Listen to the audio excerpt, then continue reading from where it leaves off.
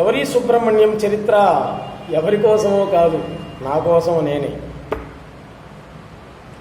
జగదాంబ యొక్క స్వరూపమే అనిలాచల మహర్షి సుబ్రహ్మణ్యం గారు అనడంలో ఎటువంటి సందేహం లేదు.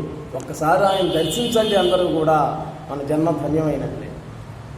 ఆయన చెప్పినటువంటివే జ్ఞాన ప్రసూనాలు, అవే నేను మీకు చెప్తున్నాను. కలకండ తెలుసు కదా అందరికీ. కలకండ అది పగలగొట్టామనుకోండి, ఏమవుతుంది? చిన్న చిన్న ముక్కలుగా తయారవుతుంది. కలగండ పగిలినంత మాత్రాన ఒక ముక్క చేదుగా ఉండడం, ఒక ముక్క తీయగా ఉండడం ఉంటుందా? ఉండదు. కలకండగా ఉన్నా కానీ ఒకటే రుచి, అది పగిలి ముక్కలైనా కానీ ఒకే రుచి ఉంటుంది, అంతే కదా.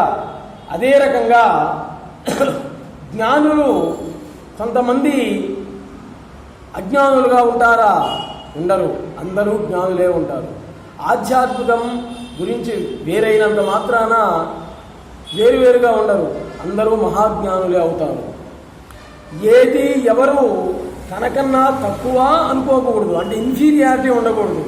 నేను తక్కువ, నాకు చదువు రాదు, నేను పనికి మాలినోడిని, అందరూ బాగుపడుతున్నారు అనే ఇన్ఫీరియారిటీ ఫీలింగ్ ఉండకూడదు. అని సుపీరియారిటీ ఫీలింగ్ కూడా ఉండకూడదు. నేను ఎక్కువ అనే భావం కూడా ఉండకూడదు. నేను తక్కువ అనే భావం ఉండకూడదు, ఎక్కువ అనే భావం అటువంటి కూడా ఉండకూడదు. ఆత్మస్థుతి ఉండకూడదు, ఆత్మ నింద కూడా ఉండకూడదు.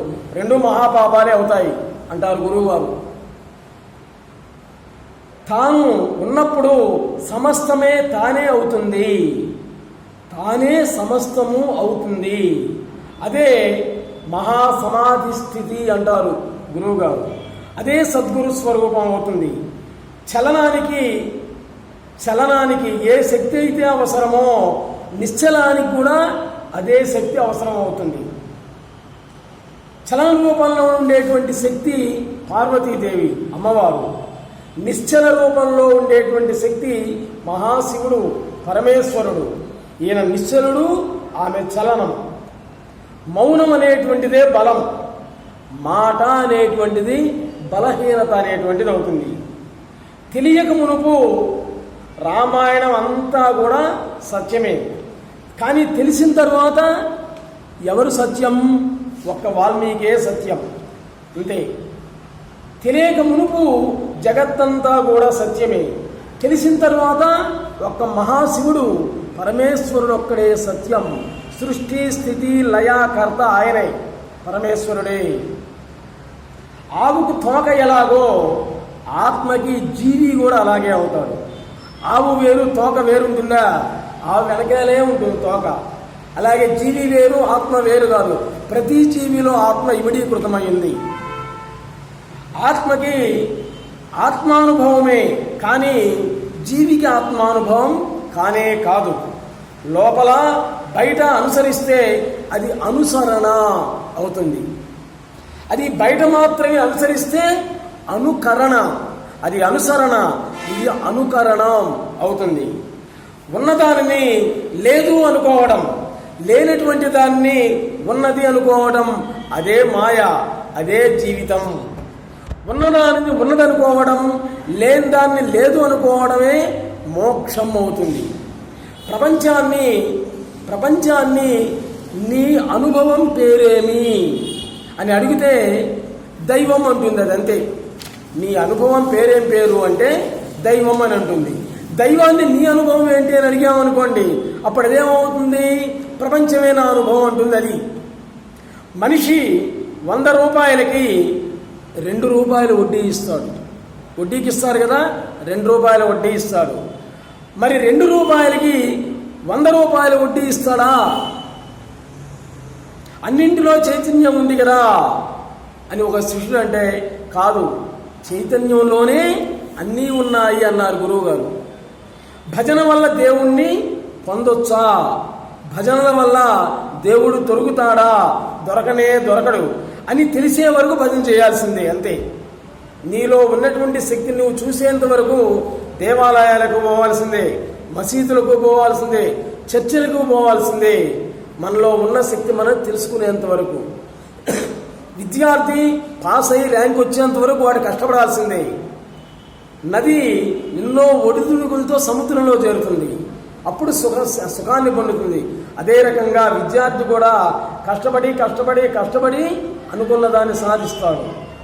అదే నేను అన్న జ్ఞప్తే జ్ఞానం, మరుపే అజ్ఞానం. అందుకే మరుపే మరణం అని చెప్పారన్నమాట. మరుపే మరణం. పౌర్ణిమా చంద్రుడు ఉంటేనే వెన్నెల, సంపూర్ణమైనటువంటి వెన్నెల. గురు పౌర్ణిమ చంద్రుడు లేకనే వెన్నెల.